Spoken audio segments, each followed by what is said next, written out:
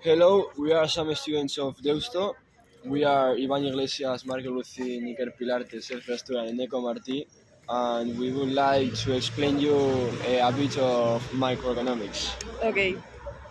Well, first of all, I'm going to explain you what's the GDP. Well, the GDP measures the value of the final goods and services of a country during 1 year.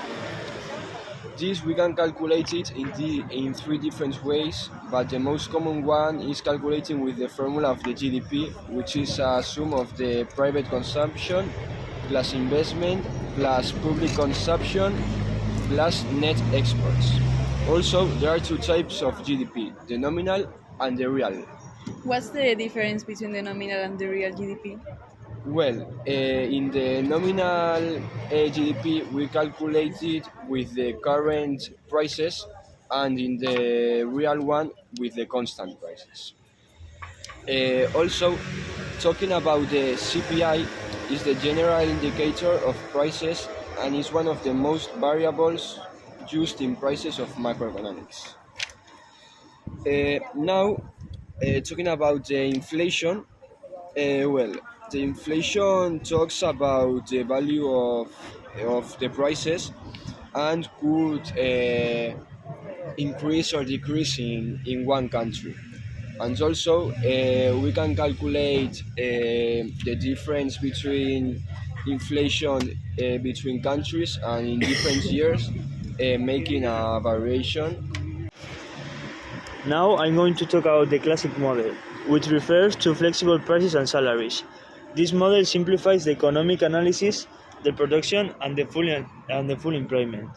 There are two factors that determine the level of real wages and potential production.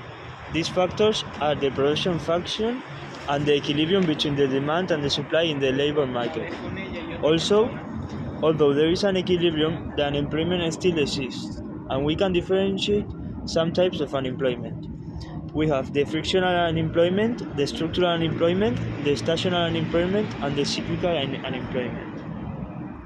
Then, the aggregate demand is equal to the private consumption plus the investment plus public consumption plus net exports.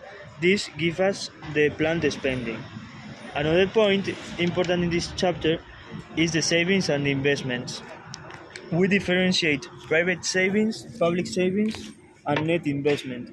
The sum of all this gives us the total savings. Now I'm going to explain the Keynesian model. The main economical activity is the global demand, which is formed by the consumption, the investment, the public spending, and the net exports. The global demand formula is the consumption plus the investment plus the public spending plus the net exports. The two main problems are the inflation and the unemployment. The model of the Keynesian theory is used for the agreed success, and it's also used when it's not full employment. When it's in short term, the prices are not flexible, and when they are in long term, they are flexible.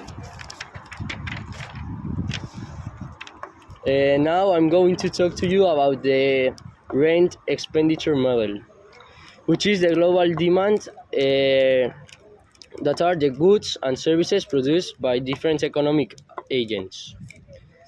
The key is the autonomous spendings, which formula is this one. The marginal propensity to spend is the multiplicator, that is the variation of any element of the formula of the global demand. What's the difference between the Keynesian model and the classical model? Well, the main differences are that in the classic model there is full employment, flexible prices, and there is an equilibrium. And in the Keynesian model, there is not an equilibrium, there is not a full employment, and the prices are. The LM curve and the ESLM model, the asset market and the LM curve. The asset market, it is where the money that has not been spent and taken into account. First one, keeping it in cash, and the second one, invest in the bonds. When the money market is in equilibrium, the bond market also has to be in equilibrium.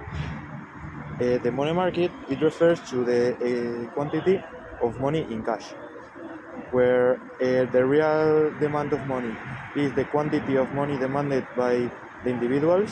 The real money supply is the quantity of money supplied. The sensitivity of the money demand of the income level and the sensitivity of the money demand to the nominal interest rate. Okay. The basic condition of the equilibrium asset is the real demand of money and the real supply of money.